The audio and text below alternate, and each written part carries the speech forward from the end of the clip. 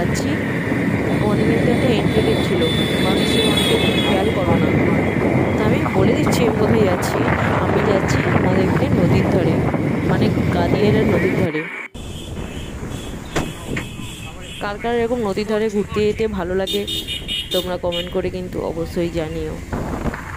আর এই গরমের দিনে কার না ভালোই লাগবে বলো, সবারই ভালো লাগবে। এখানে দেখো একটা নতুন মানে লঞ্চ ঘাট হয়েছে। আর এইদিকে আজকে না এলে তো মানে জানতেই পারতাম না বা দেখতেও পেতাম না, মেলার মতো ভিড় হয়েছে। গরমেতে কেউ আর বাড়িতে বসে নেই, সবাই বেরিয়ে পড়েছে নদীর ধারে ঘুরতে, মানে ঘুরতে গিয়ে হাওয়া খাওয়ার জন্য। তোমরাই দেখো খালি, আমরাও তো মানে গিয়ে আমি তো অবাক। নদীর ধারে একটু ওই পাশে দিকে একটা সরু রাস্তা দেখো, তার মধ্যে জ্যাম।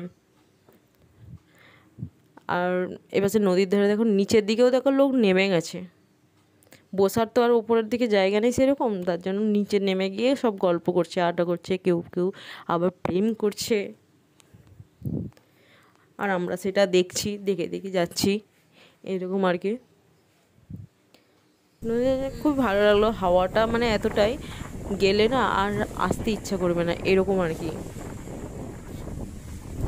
নদীর ধারে যেতে গিয়ে সেখানে বসে বসে কিছু খেতে, মানে আইসক্রিম খেতে, বাদাম ভাজা খেতে, এরকম করে কিন্তু খেতে খুব ভালো লাগে। আর আমার বর দেখো মানে বলছিল ইশারা করে আমরা ঘুরতে এসেছি, মানে আমি আমার বউ মানে দুজনে কেমন ঘুরতে এসেছি যেমন ইশারা করে আর কি বলছিল, ওটাই আমি ভিডিও নিয়েছি। আর পাশে সন্ধ্যা হয়ে গেছে, শুধু বাড়ি যাওয়া যাক। আর বাড়ি যাচ্ছি কিন্তু রাস্তায় মানে লোকের ভিড়টা কিন্তু কমেনি। আচ্ছা এটা না আসলে কী বলতো, কারো বাড়ি যেতে ইচ্ছাই করবে না, এত পরিমাণে হাওয়া গরমের দিনে তো খুবই ভালো লাগে।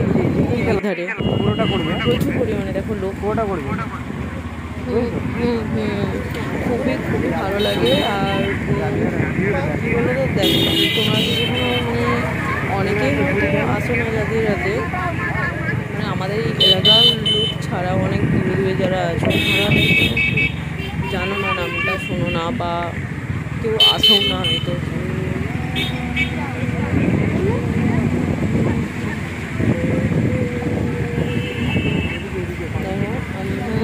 এবার আমরা বাড়ি যাচ্ছি আর কি, অনেকটাই সুন্দর হয়ে গেছে। এবার বাড়ি